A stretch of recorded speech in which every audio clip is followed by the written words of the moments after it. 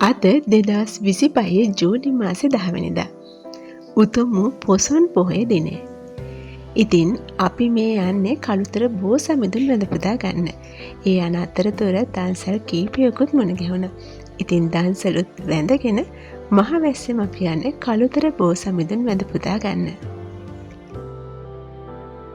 අනුබුදු මිහිඳු මහ හිමියන් ලක්දිවට අපේ රටට බුදුදහම රැගෙන වැඩම කළේ අද වගේ උතුම් වූ පොසොන් පොහොය දවසකයි.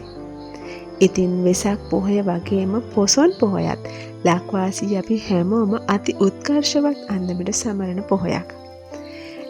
වෙසක් පොහොය දිනේ වගේම පොසොන් පොහොය දිනේත් අපේ කළුතර බෝ සමිඳුන් ඉතාමත් අලංකාර ලෙස සරසලා තියෙනවා. වෙලාවකට මට හිතෙනවා දිව්‍ය ලෝකෙ වගේදෝ කියලාත්. බලන්නකෝ මේ පින්බර දසුන ඇත්තටම ලස්සනයි නේද? හිත නිවන නෙත සනසන දසුනක්.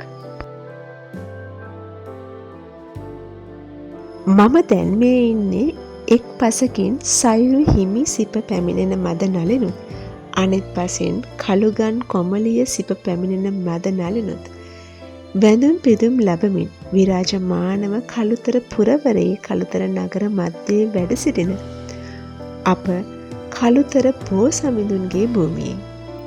ඉතින් එන්නකො මාත් එක්ක බෝ සමිඳුන් වැඳ පුදා ගන්න. බොහොමයක් දෙනා ගොඩක් දෙනා කළුතර බෝධීන් වහන්සේ වැඳ පුදාගෙන ඇති. ඒ පින්බර සුවඳ හිතේ දරාගෙන ඇති. ඒත් මේ වගේ දවසක වෙසක් දවසක පොසොන් දවසක මේ තියෙන සුන්දරත්වය විඳින්න බොහොමයක් දෙනාට අපහසු ඇති. දුර බැහැර ඉන්නට විශේෂයෙන්.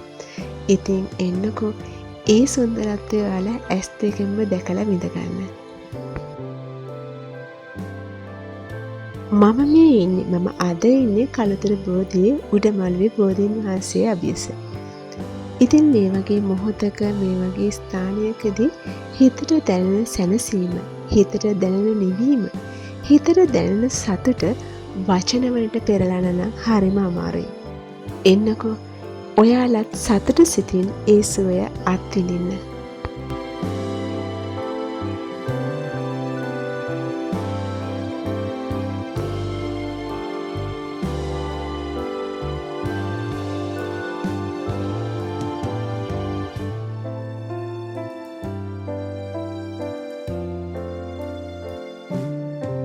මේ පූජා කරලා තියෙන හැම මලක්ම හරිම ලස්සනයි.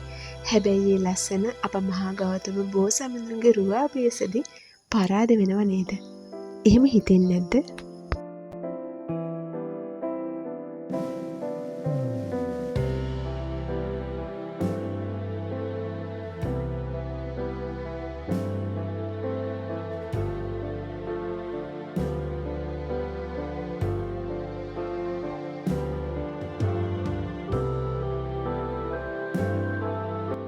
කළුතර බෝධීන් වහන්සේ කියන්නේ විශේෂයෙන්ම මේ වගේ වෙලාවකට මම ඉන්න කැමතිම ස්ථානයක්.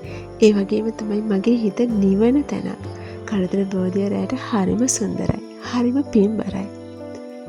මේ වීඩියෝ එකත් එක්කම මට පුංචි දෙයක් කියන්න හිතුණා. Facebook එකේද එහෙමත් නැත්නම් YouTube එකේද කියලා මට මතක නෑ. එක පෝස්ට් එකක් තිබ්බා.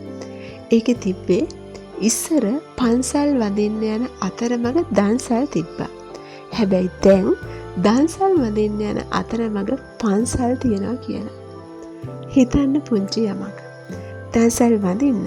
මොකද දන්සල් දෙන අය හරි උතුම් පුණ්‍ය ක්‍රියාවක් සිද්ධ කරන්නේ. ඉතින් දන්සල් වදින්න හැබැයි පන්සල අමතක කරන්න එපා. මුලින් පන්සල් වැඳලා පස්සේ දන්සල් වදින්න. ඉතින් එහෙනම් අදට ගිහින් එන්නම්. කොච්චර ඉන්න හිතනත් කාලේ ඊට හරස් වෙලා. දැන් නම් ගොඩක් රැබෝ වෙලා. එහෙනම් අදට ගිහින් එන්න. හැමෝම සතුටින් පරිස්සමෙන් ඉන්න. හැමෝටම තෙරුවන් සරණයි.